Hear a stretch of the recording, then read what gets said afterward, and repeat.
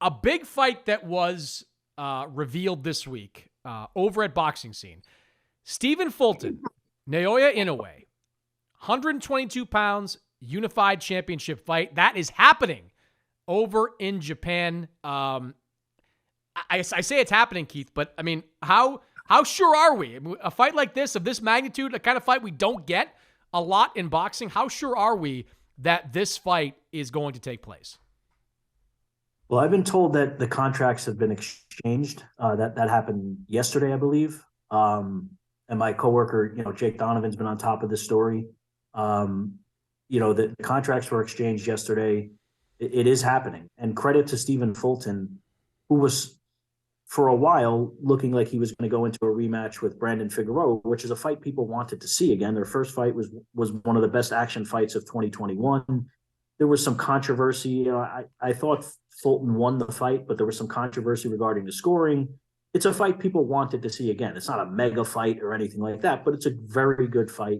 People wanted to see it. It would have happened at 126 this time.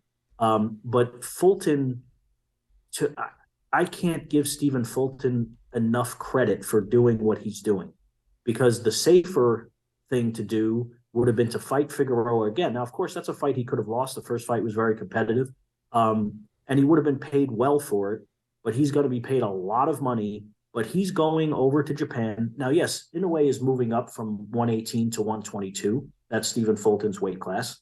But he's one of the biggest punchers in boxing. He's widely regarded as one of the 2 or 3 best pound-for-pound fighters in the world for the last 4 or 5 years. He's fighting him in Japan. Everything is stacked together. He's fighting a puncher who's considered one of the best fighters on earth. In Japan, the deck is stacked completely against Stephen Fulton. He said, I don't care. This is who I'm fighting. Go make it happen. And for the people who are constantly criticizing the PBC or Al Heyman for protecting his fighters or not working with other promoters, they did not. Well, Stephen Fulton primarily deserves the most credit because he pushed this. I know behind the scenes, he pushed for this fight to happen. He did not want to hear about any other fights. He wanted this fight. He knows it's a mega fight. It was a sacrifice on the side of PBC, and they had to let their fighter go do what he really wanted. But the fight is, going to be streamed probably on ESPN Plus in the United States. It's not going to be on Showtime, which has televised a lot of Fulton's fights in the last few years. It takes them off the hook financially, to some degree, because they don't have to pay for the fight. But Inoue is such a huge star over there and does such big gates and has, huge television and streaming deals over there. But again, I just go back to, I can't commend Stephen Fulton enough for doing what he's doing here. I couldn't agree more. I expected Inoue to go for a big fight in his first fight at 122. I just always kind of guessed it would be MJ Akhmadaliev. Akhmadaliev is dealing with an injury or coming off an injury. He's also got like 97 mandatories that he's got to deal with to keep his titles. But I just kind of assumed, because Akhmadaliev really has no fan base and has no network necessarily full-throated behind him, that he would be the guy to go over to Japan. When this was first reported, I was shocked. I was shocked. Not just that Stephen Fulton was going to do this fight, but because, like you said, he was going to go to Japan. He was going to do it on a different network. He is going into hostile territory there. He's going to make a lot of money to do it. Like, he'll get paid for this fight. But to do something like this, you just don't see it enough in boxing. And this is the kind of fight, Keith, I don't know how you feel about this. Like, I tweeted something like this out on Thursday, that you don't see too much of a shakeup in the pound for pound rankings too often. It usually takes like a Bivol Canelo level event to really change the pound for pound rankings. This fight, I think, is going to do it, because if Inoue wins and beats Stephen Fulton in his first fight at 122, he is going to have a compelling case to be the number 1 pound for pound fighter in all of boxing. If Fulton wins, I don't have him in my top 10 right now. He's kind of in that 10 to 15 range on my list. But if he wins, not only do I think he's top 10, I think he's top 5. Like, you beat a legitimate top 5 pound for pound guy, and you're undefeated, and you're fighting, on enemy territory.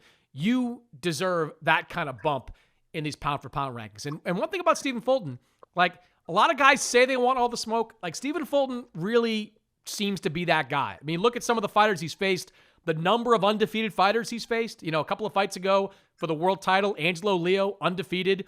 He fights Brandon Figueroa, undefeated at that time.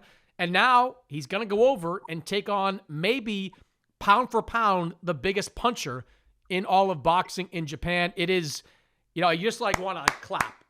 Bravo, Stephen Fulton, for doing this because, look, win or lose, I get he's going to gain something out of this from me. He loses, he goes up to 126.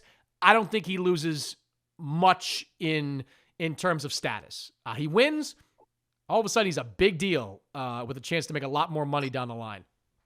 Right, and even if he loses, as you said, Chris, he comes back to PBC, and the Figueroa fight is still there for him. Yeah. He can. He can fight Figueroa again at 126. That's a fight that people want to see. There are plenty of options for him in the PBC universe if he loses the fight. If he wins the fight, his whole career changes, his whole life changes. So.